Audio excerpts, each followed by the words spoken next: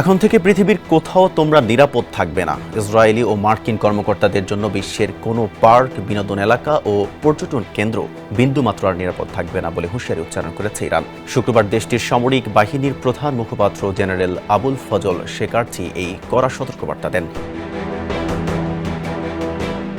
ইরানের রাষ্ট্রীয় টেলিভিশনে প্রচারিত এক আনুষ্ঠানিক বিবৃতিতে শেকারচি শত্রুদের উদ্দেশ্য করে বলেন, বিশ্বের যে প্রান্তই হোক না কেন, এখন থেকে তোমাদের সম্পর্কে আমাদের কাছে থাকা নিখুঁত গোয়েন্দা তথ্যের ভিত্তিতে পার্ক, বিনোদন কেন্দ্র ও পর্যটন গন্তব্যগুলোর কোথাও তোমরা আর নিরাপদ থাকবে না।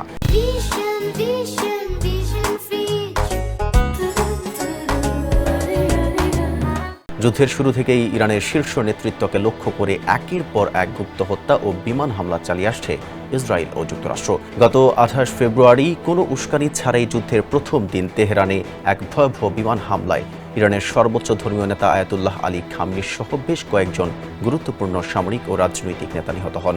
এরপর গত সপ্তাহে দেশটির শীর্ষ নিরাপত্তা প্রধান আলী লারিজানি, শক্তিশালী আধা সামরিক বাহিনী বাসিজের প্রধান গোলাম রেজা সোলেমানি ও গোয়েন্দা বিষয়ক মন্ত্রী ইসমাইল খতিবও ইসরায়েলি হামলায় মর্মান্তিকভাবে নিহত হন।